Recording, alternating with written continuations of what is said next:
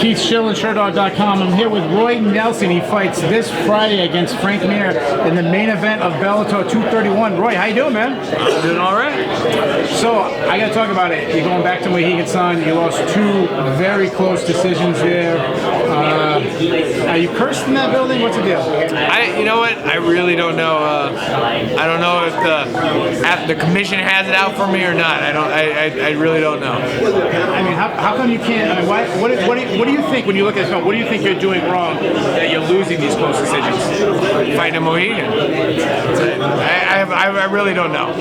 I want to talk about one of the fights was against Matt Mitrione. Last time I talked to you, you had some really harsh words back and forth between the two of you. You still want that trilogy fight? Yeah, no, you can go fuck yourself. Let's talk about Frank Mir for a second. Obviously, a legend sport guy that you faced for before. Can you take anything from that first fight years ago, or is it just completely different?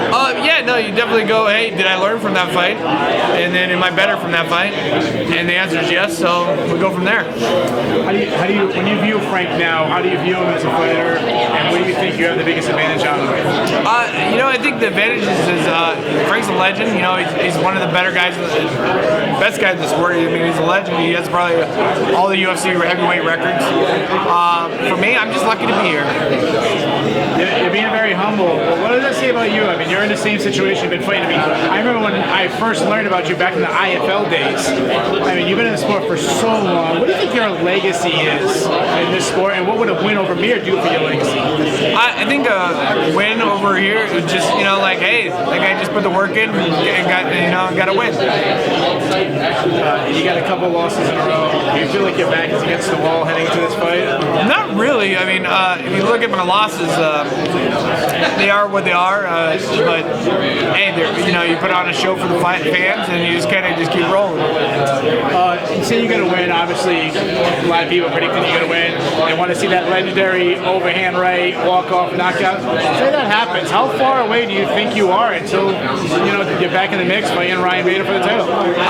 You know what? It really that one's iffy because it all depends on how fast Ryan, if they're gonna have an interim belt, if Ryan's gonna fight for the belt. But like the one thing about Bellator is you're roughly 1 to 2 fights away. Like I mean, I could fight Frank tomorrow, and then if I beat Frank, then fight for the belt next. Or I could fight like Czech Congo, and then whoever wins out of that could fight for the belt. Like so, I mean, it really because I don't know if Czech Congo wants to rematch with me. Like so, but he just fought for the belt, but then didn't really fight for the belt. You know, eye gouge or not eye gouge, nose gouge or whatever it was. But they could make that could be like his punishment because like hey, every other fighter would just fight. How frustrating is it to not know exactly what's next in line, like who's next to the title? How frustrating is that? For me, I like this. Like I mean, that's the one thing I like about the PFL. I gotta do is boom, boom, boom, and then boom, boom, boom, and then you fight for the belt. It's pretty simple. That's one thing I love about the IFL. IFL days was like as long as you qualify for the tournament, you just got in the tournament, and then it's basically like any other sports league. You know, like you can have a good year. You can like whoever wins the. Excuse me. Excuse me. I'm sorry. Come on. That's so low level, man. I apologize. No, like with any professional league, you always have, it restarts, oh, it's a rebuilding year, and then it just restarts every year. That's the one thing I liked about Pride. Pride would, Pride you could win, and then once you got to the Grand Prix, you started over. And then whoever won the championship, you're like, oh, that's the championship. So I mentioned, we talked about going all the way back to the IFL days.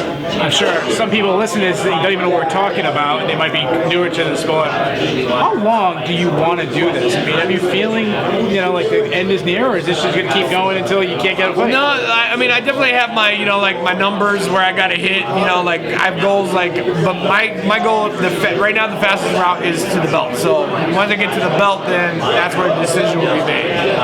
But up until that point, I have a couple leeway, on fights and how many years I want to fight. My last question to you, what's your prediction for Friday? And what are the fans going to be saying about Roy Nelson afterwards? Just like every other fight, they're always going, man, I just want to see more Roy Nelson. Good luck to you, man. Thanks.